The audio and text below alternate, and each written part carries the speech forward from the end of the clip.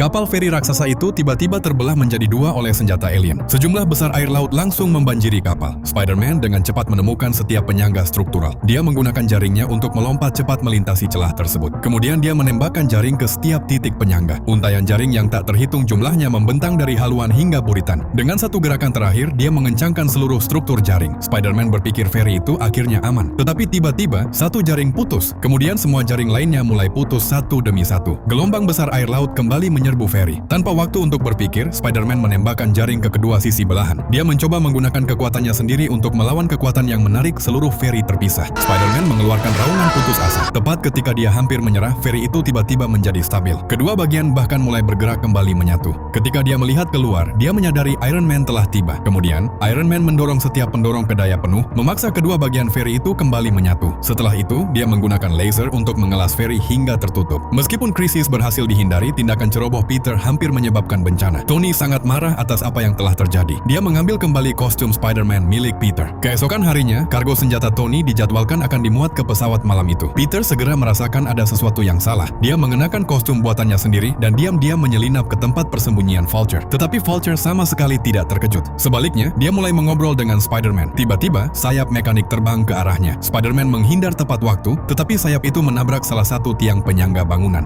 Detik berikutnya, seluruh bangunan runtuh. Peter terjebak di bawah reruntuhan dan tidak bisa bergerak. Pada saat itu, dia teringat kata-kata Tony. Kemudian, Spider-Man mengumpulkan setiap tetes kekuatannya. Dia mendorong puing-puing dari dirinya dan melarikan diri dengan selamat. Saat pesawat kargo lepas landas, Vulture segera mengejarnya. Namun, dia gagal menyadari bahwa Spider-Man telah memasang jaring laba-laba padanya. Dengan menggunakan teknologi alien, Vulture berhasil masuk ke dalam pesawat. Pemandangan di hadapannya membuatnya bersemangat. Namun tiba-tiba, alarm mulai berbunyi. Spider-Man telah memicu sistem keamanan eksternal pesawat. Untuk menghindari ditemukan oleh Tony, Vulture tidak punya pilihan selain menghadapi Spider-Man terlebih dahulu. Selama pertarungan mereka secara tidak sengaja menghancurkan mesin utama pesawat. Pesawat itu terjun langsung ke arah gedung ke gedung di bawah. Meskipun begitu, Vulture masih menolak untuk menyerah. Dia menabrak Spider-Man dengan alat terbangnya, lalu menjepitnya ke tanah. Dia mencengkeram Spider-Man dan membantingnya ke tanah berulang kali. Setelah memastikan Spider-Man bukan lagi ancaman, dia melemparkannya ke samping. Kemudian Vulture mengambil sebuah peti berisi senjata dan bersiap untuk pergi. Tepat saat dia terbang ke udara, sayap terbangnya tiba-tiba mengalami kerusakan. Dia jatuh langsung ke tanah. Pada saat Happy tiba, yang tersisa di tempat kejadian hanyalah senjata yang telah ditemukan dan Vulture yang terikat di jaring Spider-Man. Setelah pertempuran ini, Peter akhirnya mendapatkan persetujuan Tony. Dia secara resmi diundang untuk bergabung dengan Avengers. Tony bahkan sudah meningkatkan kemampuan kostum Spider-Man-nya.